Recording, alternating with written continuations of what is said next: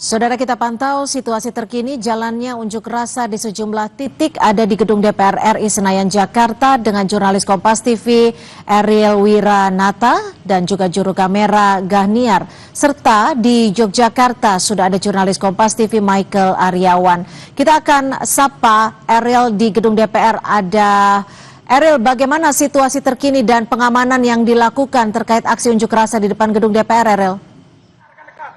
Sekali lagi mumpung di depan TNI, rakyat ya, Sinti, saudara, saat ini di depan gedung DPR RI, tepatnya di Jalan Gatot Subroto, mahasiswa masih melakukan unjuk rasa atau demo yang dimana dengan tuntutan salah satunya adalah terkait dengan RUU perampasan aset yang sangat ditekankan, dan selain itu juga terlebih dengan pengawasan dengan tunjangan DPR RI yang masih menjadi tuntutan hingga saat ini. Dan selain itu juga memang jika dilihat dari situasi saat ini masih kondusif di depan gedung DPR RI, yang dimana juga untuk arus lalu lintas sendiri untuk kendaraan roda 2 dan roda 4 ini masih bisa melintasi dari Jalan Gatot Subroto, baik dari jalan tol ataupun jalan non tolnya. Dan selain itu juga untuk petugas yang hadir berjaga ini diturunkan sebanyak sekitar 5.000 petugas yang diturunkan gabungan dari TNI dan Polri yang berada di depan gedung DPR RI dan sekitarnya. Selain itu juga dikatakan untuk arus lalu lintas ini akan dilakukan secara situasional melihat dari adanya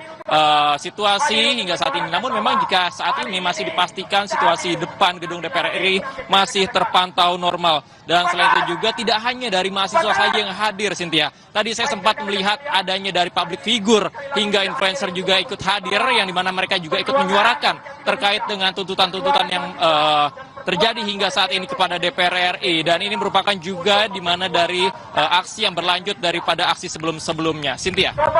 Ya, Ariel, lalu bagaimana dengan rekayasa lalu lintas di depan gedung DPR RI, Ariel? ojol yang ada di bang kita ini ada gedung tinggi. Teman-teman tahu? Ya, Cynthia dan saudara, informasi yang kami terima memang untuk rekayasa lalu lintas yang dilakukan di depan gedung DPR RI ini hingga saat ini masih dilakukan secara situasional. Karena melihat dari situasi masih kondusif hingga saat ini, sehingga kendaraan roda 2 ataupun roda 4 masih bisa melewati dari Jalan Gatot Subroto di depan gedung DPR MPR RI. Namun memang dihimbau, dari polisi mengatakan bahwa dihimbau dari masyarakat untuk mencari jalur alternatif lain, mengingat karena memang hingga saat ini di depan gedung DPR MPR RI masih cukup banyak dihadiri dari mahasiswa yang melakukan demo pada hari ini. Namun memang jika dilihat situasi hingga saat ini masih terpantau kondusif, Cynthia.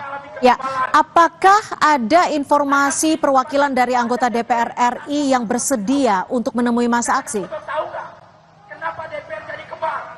Karena mereka adalah satu kesatuan yang sebenarnya. Ya, Cynthia, hingga saat ini kami masih belum menerima terkait adanya perwakilan dari DPR RI untuk menemui dari masa aksi. Namun memang dari sejumlah mahasiswa masih menyuarakan aspirasi mereka, yang dimana memang sebelumnya mereka sudah datang sejak pagi hari hingga sore hari ini, Cynthia. Yang dimana tuntutan tersebut yang paling terdengar saat ini saya berada di gedung DPR RI adalah terkait dengan kekerasan Polri yang sangat disorot oleh mahasiswa saat ini. Selain itu juga dikatakan tidak hanya itu, terkait dengan tunjangan DPR RI yang akan terus dikawal dari mahasiswa dan masyarakat yang melakukan aksi pada hari ini. Cynthia. Lalu bagaimana dengan pengamanan? Apakah pengamanan masih dilakukan oleh pihak dari kepolisian ataupun TNI, atau seperti apa pengamanan di sana? Ya, Cynthia dan saudara, jika saya melihat hingga saat ini baik dari polisi kemudian TNI pun sudah berada di depan gedung DPR MPR RI yang dimana untuk melakukan pengamanan. Informasi yang kami terima yaitu sebanyak sekiranya yaitu adalah sekitar 5.000 personil diturunkan di sekitar gedung DPR RI MPR RI yang dimana untuk menjaga keamanan dan kenyamanan bagi para peserta demo pada yang berada di depan gedung DPR MPR RI, sehingga masyarakat yang ingin melakukan perjalanan mereka melalui depan gedung DPR ini bisa dengan nyaman dan bisa aktivitas seperti biasanya, Cynthia. Baik, kini kita bergeser ke Yogyakarta. Sudah ada jurnalis Kompas TV Michael Aryawan. Michael, bisa digambarkan seperti apa aksi unjuk rasa di Yogyakarta dan apa tuntutan dari masa aksi, Michael? Selamat petang Cynthia dan saudara. Unjuk rasa di Yogyakarta berlangsung dengan damai pada hari ini. Mereka memulai aksinya pada pukul 10 tadi dan mengakhirinya sekitar pukul 14.00. Mereka on time. Tepat pukul itu sesuai janji mereka membubarkan diri menuju ke kampusnya masing-masing karena memang masa aksi ini terdiri dari elemen-elemen mahasiswa dari berbagai perguruan tinggi di Yogyakarta dan juga tentunya ada gabungan masyarakat dan para pekerja buruh juga karyawan di seputaran Yogyakarta. Nah, kami mengulas sedikit jalannya aksi tadi, ya.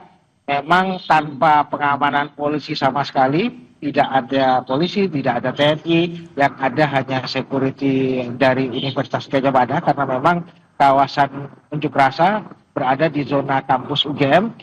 Namun semua berjalan dengan lancar dan memang dari pihak koordinator aksi juga menurunkan tim pengamanan sendiri. Mereka berusaha mengamankan semua peserta yang berada di tempat ini, mengawasi jangan-jangan misalnya ada penyusup yang mencoba untuk memprovokasi massa sehingga kerusuhan seperti yang terjadi pada hari-hari kemarin kembali berulang.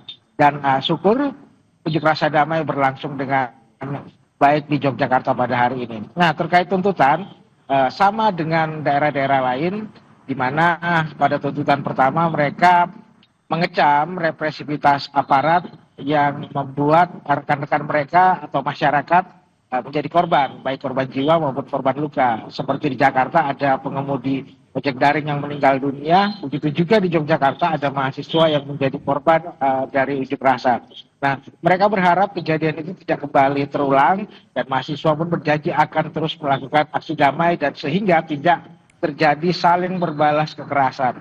Nah, di poin-poin berikutnya mereka kembali kepada tuntutan reformasi kebijakan baik di tingkat DPR RI maupun juga di tingkat pemerintah. Jika di DPR RI ada reformasi kebijakan terkait tunjangan, di pemerintah mereka meminta pemerintah mengkaji ulang kebijakan-kebijakan yang tidak pro rakyat atau tidak